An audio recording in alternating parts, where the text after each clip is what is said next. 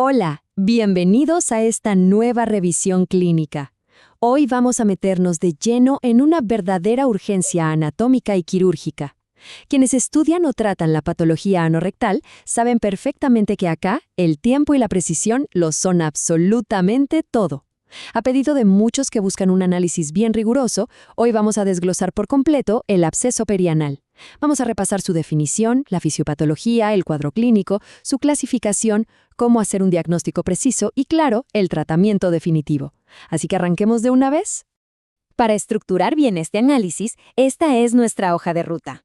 Fisiopatología, clasificación, clínica, diagnóstico, tratamiento quirúrgico y, para cerrar, la fístula como consecuencia crónica. Sección 1. Fisiopatología. Origen criptoglandular. Literalmente, la bomba de tiempo de las glándulas anales. Bueno, para entender realmente el absceso perianal, tenemos que ir a lo microscópico. Imagínense que todo arranca con una pequeña bomba de tiempo anatómica escondida ahí, en el conducto anal. Básicamente, un absceso perianal es una infección purulenta en la región anal. Pero el dato clave acá, que viene de los estudios clásicos de Chari, es que en más del 90% de los casos, esto tiene un origen inespecífico criptoglandular.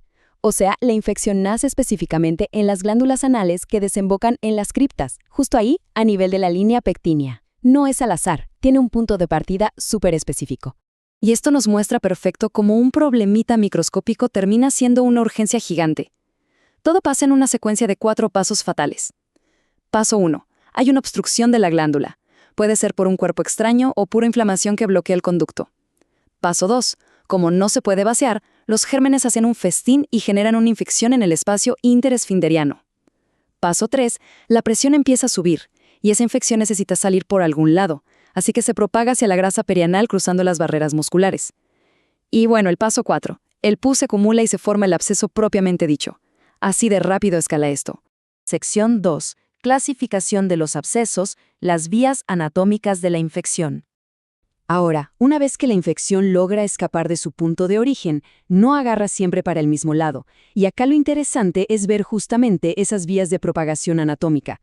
Desde ese espacio interesfinteriano central, la infección suele irse en sentido longitudinal hacia el margen anal, y ahí crea un absceso perianal superficial.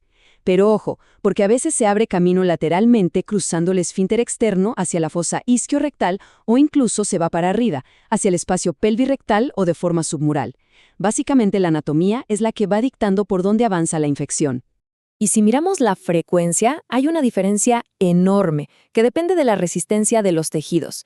Los abscesos perianales o interesfinterianos se llevan el 70% de los casos. Son los más comunes simplemente porque ir hacia abajo ofrece muchísima menos resistencia. En cambio, los abscesos isquiorectales, donde la infección tiene que romper el esfínter externo, representan más o menos un 20 a 30% de los casos. Estos son bastante más profundos y, claro, tienen implicaciones clínicas totalmente distintas.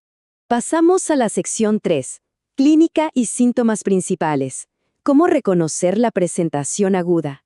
Sabiendo ya cómo se forman y para dónde agarran, es súper vital entender cómo se ven en la clínica. ¿Qué siente el paciente cuando esa colección de pus empieza a crecer sin control? El síntoma rey, el que nos prende todas las alarmas, es el dolor. Pero ojo, no es cualquier dolor. Es continuo, va progresando y suele ser pulsátil. Se da por la tremenda tensión de los tejidos llenos de líquido. A esto hay que sumarle dolor al defecar, tumefacción, induración o directamente un tumor bien visible en la zona perianal. Además, si el absceso es más profundo, como los isquiorectales que mencionamos antes, puede aparecer fiebre, lo cual ya nos habla de un compromiso sistémico mucho más serio. Sección 4. Diagnóstico y examen físico. Inspección versus palpación profunda. Frente a este cuadro agudo, el examen físico es el que nos confirma todo y nos dice exactamente dónde está el problema. La revisión proctológica es el pilar absoluto del diagnóstico temprano. Y acá usamos 2 herramientas que no se pueden reemplazar con nada. Primero, la inspección visual, con el paciente en decúbito lateral izquierdo. Acá buscamos ese abombamiento exterior, la zona roja o la piel tensa y brillante típica de un absceso superficial. Pero por otro lado, el tacto rectal es obligatorio. ¿Por qué? Porque un absceso isquiorectal profundo o uno submural puede no asomarse para nada en la piel del perine. Solo metiendo el dedo índice y palpando bien las paredes rectales, vamos a detectar esa induración profunda o el abombamiento doloroso que nos delata la colección oculta. Si bien con un buen examen físico suele alcanzar, hay casos complejos o atípicos. Cuando nos quedan dudas sobre qué tan grande es o dónde está exactamente el absceso, ahí es donde entran las imágenes. Una ecografía perianal, que es rápida y súper accesible, nos puede confirmar una colección superficial enseguida. Pero, si necesitamos mapear trayectos profundos, abscesos en herradura o colecciones pelvirrectales, necesitamos artillería pesada. Herramientas con más resolución como una ecografía endoanal o una resonancia magnética de pelvis se vuelven literalmente invaluables. Sección 5. Tratamiento. Drenaje quirúrgico, o sea, la intervención definitiva. Ya con el diagnóstico en mano, hay que pasar a la acción. Y acá quiero ser súper claro, no hay atajos. Los antibióticos por sí solos no van a curar un absceso estructurado, nunca. Este es quizá uno de los conceptos más críticos en la cirugía proctológica y está brillantemente resumido en las clases del Dr. Marcelo Polastri. Él nos recuerda que no es solo abrir y sacar el pus, hay que dejar la herida abierta. Si suturamos o dejamos que la piel cierre antes que el fondo de la cavidad, el absceso va a volver, 100% seguro. La herida tiene que curar por segunda intención, cerrando desde la profundidad hacia la superficie. Veamos cómo se traduce esto en el quirófano. Lo ideal, siempre que se pueda, es hacer el drenaje bajo sedación o anestesia regional. Se hace una incisión bien generosa justo en el punto de máxima fluctuación. Se saca todo ese material purulento, se lava la cavidad de forma exhaustiva, ya sea con agua oxigenada o povidona yodada. Y, la regla de oro, la incisión se deja libre sin suturas. Todo esto, obviamente, acompañado de antibióticos en el postoperatorio para controlar que la infección no se disemine. Bueno, y acá es donde la historia clínica pega un giro súper interesante. Porque una vez que superamos la urgencia, o sea, ya abrimos y drenamos el absceso, la propia anatomía de la zona nos deja con una pregunta que no podemos esquivar. ¿Qué pasa después con ese espacio vacío que quedó comunicado con la glándula infectada? Y esto nos lleva a la sección 6, consecuencia trónica, la fístula, el túnel anatómico remanente. La respuesta a esa pregunta es lo que nos mete de lleno en la fase crónica de esta enfermedad criptoglandular. Porque cuando pasa el proceso agudo, la verdad es que casi nunca hay un cierre perfecto de los tejidos. Lo que queda es una fístula perianal.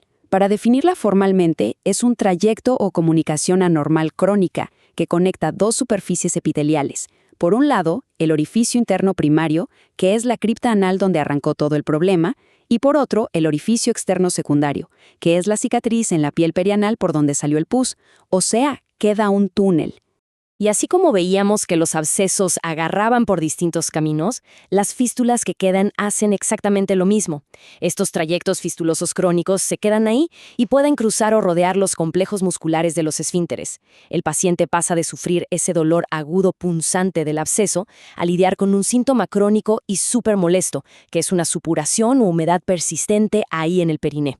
Y claro, tratar esta fístula requiere mapear muy bien ese túnel y planear un procedimiento quirúrgico definitivo, siempre con el objetivo de preservar la continencia anal a toda costa. No es poca cosa. Para ir cerrando este análisis, me gustaría dejarles esta reflexión sobre la mesa.